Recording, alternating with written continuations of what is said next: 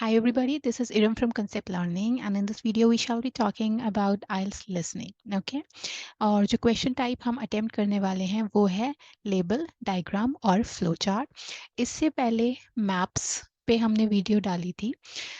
Similar होते हैं, कुछ लोगों को लगेगा कि मैप्स एंड डायग्राम एक ही बात है, बट एक्चुअली एक बात नहीं है। इससे पहले वीडियो डली है, इसका ऊपर भी लिंक आ रहा होगा या मैं डिस्क्रिप्शन में भी दे दूंगी, आप देख लेना। बहुत ही माइल्ड सा डिफरेंस है। मैप एक प्रॉपर मैप होता है, उसमें डायरेक्शंस होते हैं, नॉर्थ साउथ ईस्ट वेस्ट, वो सब भी आता है इसमें। इसमें ऐसा नहीं होता, ये उससे ईजी होते हैं एक्चुअली। ओके, ये मैप वालों से ईजी होते हैं। ये सिंपली हम इसमें 3 चीज़ें कवर करने वाले हैं: overview, steps and example question at the end. So overview में अगर मैं आपको बता दूं, जो भी बता रही थी, कि आपको एक डायग्राम या फ्लो चार्ट दिया होगा किसी प्रोसेस का, किसी ऑब्जेक्ट का, किसी मशीन का, एंड बस आपने वो वाले फिलअप्स भरने हैं अंदर। ओके, रिकॉर्डिंग सुन के काफ़ी ईजी होते हैं ये। मैप से तो काफ़ी ईजी होते हैं। अगर आप ढंग ढंग से सुनोगे तो बस आपको इतना समझ आएगा कि एक तरीके से आपने इमेज देख के उसके फिलअप्स ही भरने हैं। ओके, सो अगर स्टेप्स की बात करें हम, तो आपने क्या करना है, देखिए। जब आपको टाइम मिलेगा, जो हमें कुछ सेकंड्स मिलते हैं हमारी रिकॉर्डिंग स्टार्ट होने से पहले, इंस्ट्रक्शंस ज़रूर पढ़ने हैं। बिकॉज इंस्ट्रक्शंस में वर्ड लिमिट है ना, वर्ड्स की लिमिट वो हमें बताते हैं। फॉर एग्जाम्पल उन्होंने बोला है अगर कि 1 वर्ड ओनली, आपने इंस्ट्रक्शन नहीं पढ़े, आपने 2-3 लिख दिए, तो आपका पूरा आंसर गलत हो जाएगा। इसलिए इंस्ट्रक्शंस पढ़ने are very important. Secondly, labels और टाइटल्स। मैं अभी आपको ना इमेज शेयर करूंगी, उसमें आपको दिख जाएगा कि मैं किसकी बात कर रही हूँ, लेबल्स एंड टाइटल्स की। अभी आप इसको नोट कीजिए अगर आप कहीं पे कर रहे हो तो जो लेबल्स और टाइटल्स गिवन होते हैं हमारे डायग्राम में स्पेशली, वो पढ़ने बहुत ज़रूरी हैं। वो एक्ट करते हैं एज अ हिंट, या फिर नॉर्मली जिनको हम कीवर्ड्स की तरह लेते हैं ना लिसनिंग में, वो एज अ कीवर्ड आपकी हेल्प करेंगे, तो आपको आसानी होएगी आंसर पकड़ने में।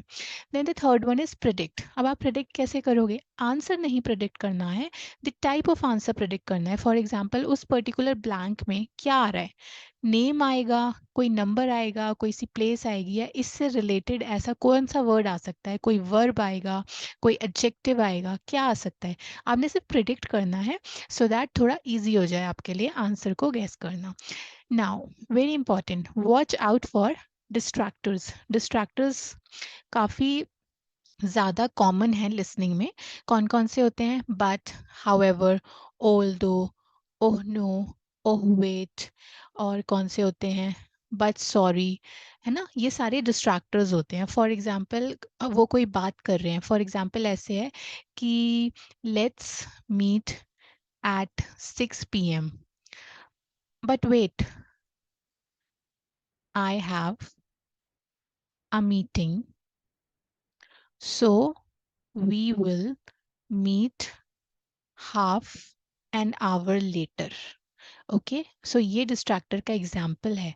ये कॉमन एग्जाम्पल दिया है डिस्ट्रैक्टर का, कि पहले वो कह रहा था 6 p.m., तो अगर मीटिंग टाइम आप लिखोगे, आप 6 p.m. लिख दोगे, पर देखो एकदम से डिस्ट्रैक्टर आ गया। But wait, I have a meeting so we'll meet half an hour later. So half an hour later means correct answer होगा हमारा 6:30 p.m. So always watch out for distractors, ये बहुत कॉमन होते हैं। Last but not least, never leave blank answers. कभी भी खाली मत छोड़ना। ओके, अगर आपका बाय मिस्टेक रह गया है सुनना आंसर, तो आपने एक एजुकेटेड गेस लेना है और नो सॉरी नेट लिख दिया, नेक्स्ट आंसर पे आपने फोकस करना शुरू करना है। एक आंसर पे भी अटके मत रहना, नहीं तो आगे के भी निकल जाएंगे। So in case for example 38 and 39 and 40 है ना, लेट्स से ये लिख दिया आपने, 39 रह गया, तो जो कुछ समझ में आ रहा है वो जल्दी से लिख दो, इसको ब्लैंक मत छोड़ना, एंड जल्दी से मूव ऑन कर जाओ 40 का आंसर सुनने के लिए। तो जितने मैक्सिमम से मैक्सिमम आप सही कर सकते हो उतने सही करो। और हम एजुकेटेड गेस लेने को इसलिए कहते हैं क्योंकि आपको पता है कि आइल्स में थैंकफुली नेगेटिव मार्किंग नहीं है। सो अगर आप गलत भी कुछ लिख दोगे, अगर गलत हो गया तो ब्लैंक छोड़ोगे तब भी ज़ीरो, गलत हो गया तब भी ज़ीरो। बट जस्ट इमेजिन, अगर आपने गैस किया एंड वो ठीक हो गया तो आपको 1 मार्क्स मिल जाएंगे। तो कभी भी अपने आंसर को अकेला मत छोड़ना, अकेला कह रही हूँ सॉरी, खाली मत छोड़ना। ओके, हमारी फ्लो चार्ट कंप्लीशन की आउटलाइन आप देख रहे होंगे। ये काफ़ी सिंपल होता है। ये तो जैसे फिलअप्स हम कंप्लीट करते हैं ना, बस वो करने हैं आपने कि आपने एक कीवर्ड मेन पकड़ लेना है जो आपका हिंट की तरह आपकी हेल्प करेगा एंड बस उसके थ्रू आपने अपना आंसर ढूंढना है। बस आपने हमेशा ध्यान ये रखना है कि कीवर्ड्स के सिनोनिम्स में आंसर्स छुपे होंगे रिकॉर्डिंग में। फॉर एग्जाम्पल स्टेप 2 में हमारा कीवर्ड होगा एग्जाम्पल। सो एग्जाम्पल की जगह ज़रूरी नहीं है वो एग्जाम्पल ही बोलेंगे, वो फॉर इंस्टेंस बोल सकते हैं। In the same way step 3 में डेवलप हमारा कीवर्ड है, तो ज़रूरी नहीं है वो डेवलप बोलेंगे, वो डेवलप का कोई भी सिनोनिम लेट्स से प्रोड्यूस बोल सकते हैं। और बस ये तो काफ़ी सिंपल है करने। ओके, सो देखो अब ये है डायग्राम। पहले जो हमने देखा है that was flow chart, now this is diagram. तो एक किसका डायग्राम है, हम मेन टाइटल पढ़ेंगे ऑपरेशनल साइकिल। ये ऑपरेशनल साइकिल का डायग्राम है। अब हमें सबसे पहले इसमें क्या करना है, मैंने आपको बताया था इंस्ट्रक्शंस पढ़ने हैं। सो इंस्ट्रक्शंस पढ़ो। Write no more than 3 words and or a number, मतलब 3 वर्ड्स नंबर के साथ या नंबर के बगैर आ सकते हैं। Now the next step is to read labels and titles. तो सबसे मेन टाइटल पढ़ेंगे हम, क्या है, दैट इज ऑपरेशनल साइकिल।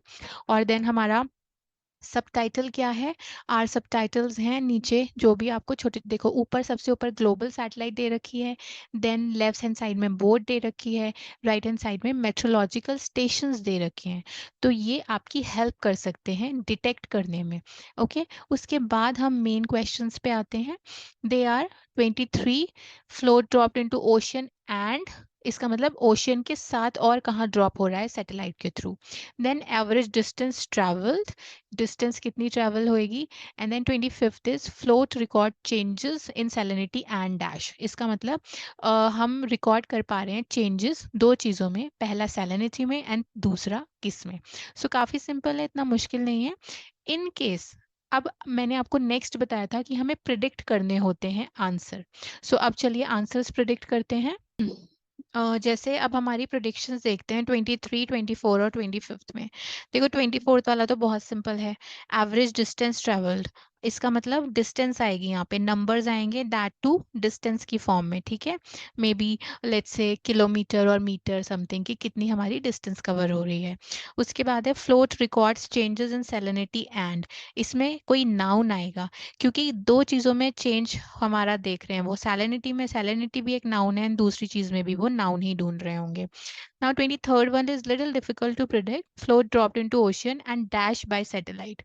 इसमें noun भी आ सकता है, verb भी आ सकता है। ओके, सो 23 में noun या verb में confusion है, लेकिन 24 में number आएगा पक्की बात है, एंड 25th में कोई सा भी noun आ जाएगा। Now let's see किस तरह हम इसको करेंगे। ऑल राइट, अब हम बात करते हैं हमारे 23rd क्वेश्चन की। जो फर्स्ट क्वेश्चन है हमारा इस डायग्राम के हिसाब से, सो दैट सेज कि flow dropped into ocean and dash by satellite. ठीक है, फ्लो ड्रॉप हुआ ओशियन में और डैश हुआ सैटेलाइट से। सो यहाँ पे साइकिल की बात हो गई है, इस पे इतना ध्यान नहीं देना है। The operational cycle goes like this.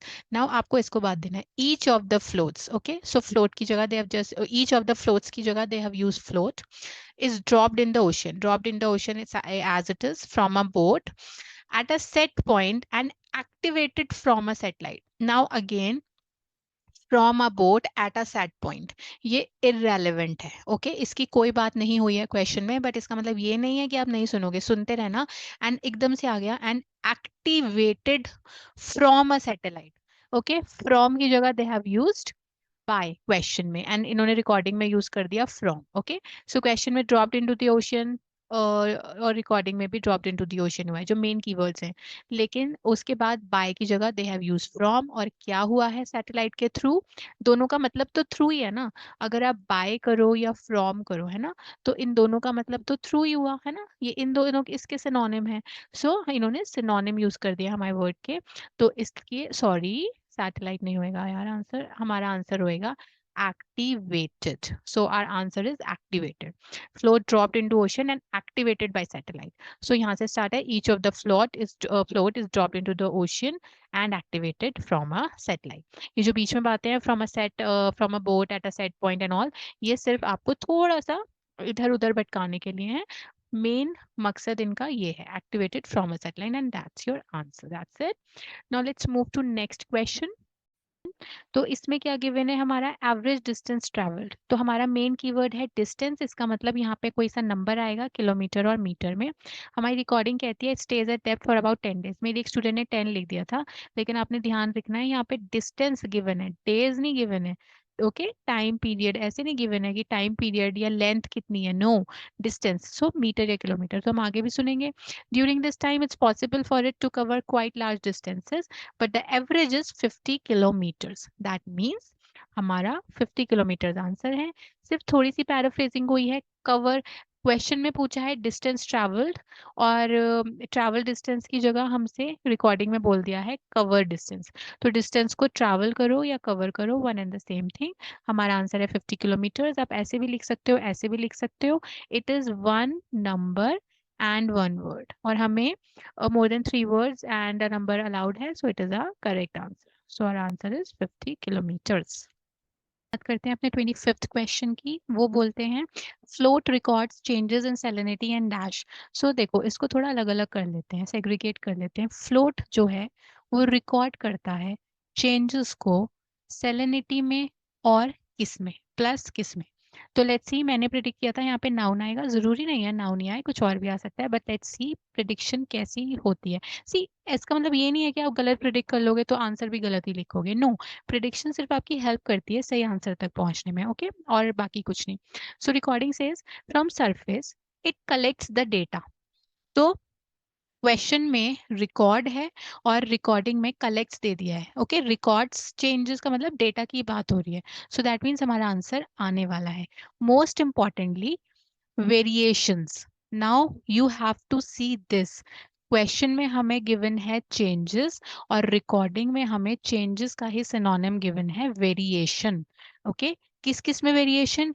In salinity, ये आ गया, दैट्स सॉल्ट लेवल। अब कुछ स्टूडेंट्स ने यहाँ पे सॉल्ट लेवल लिख दिया था मेरे, जब मैंने उनको ये दिया था question, no, but variations in salinity that's salt level. So इसकी बात वो ये कर रहे हैं, सैलिनिटी, सैलिनिटी क्या है? That's salt level. दैट्स का मतलब है यहाँ पे दैट इज, ये वाला दैट इज होता है ना, वो वाला दैट से है। तो ये एक ही चीज है, ये एक ही चीज है, और ये आपको तभी इसकी आदत होगी जब आप बार बार प्रैक्टिस करोगे। ऐसे बहुत सारे फ्रेजेस हैं, इसलिए स्टूडेंट्स कंफ्यूज हो जाते हैं। तो यहाँ सॉल्ट नहीं आएगा, सॉल्ट का मतलब ही सैलिनिटी है, सॉल्ट लेवल का मतलब ही सैलिनिटी है। यहाँ दैट्स बोला है ना उन्होंने, that means that is, okay. So variation in salinity that is salt levels and the changes in temperature. So this is the answer, changes in temperature. तो हम क्या क्या आंसर लिख सकते हैं?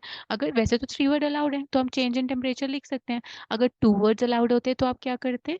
तो आप टेम्परेचर चेंज लिख देते। पर लिखना कोई एक ही है, या तो ये लिखोगे या ये लिखोगे, दोनों मत लिख देना।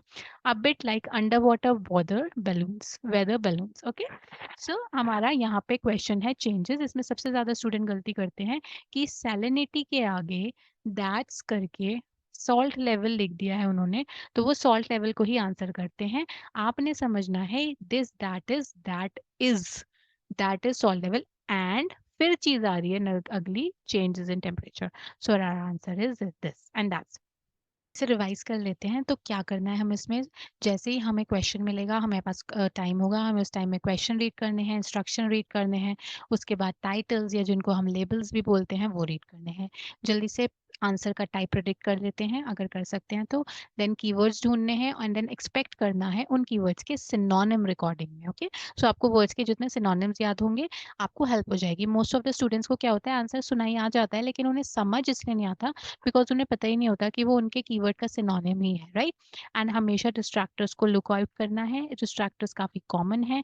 लास्ट बट नॉट लीस्ट, जो चीज बहुत बहुत बहुत बहुत बहुत इंपॉर्टेंट है, practice a lot, and that's it, okay. ये वाले क्वेश्चन टाइप इतने मुश्किल नहीं है, आप प्रैक्टिस करोगे आपके काफी अच्छे मार्क्स आ जाएंगे।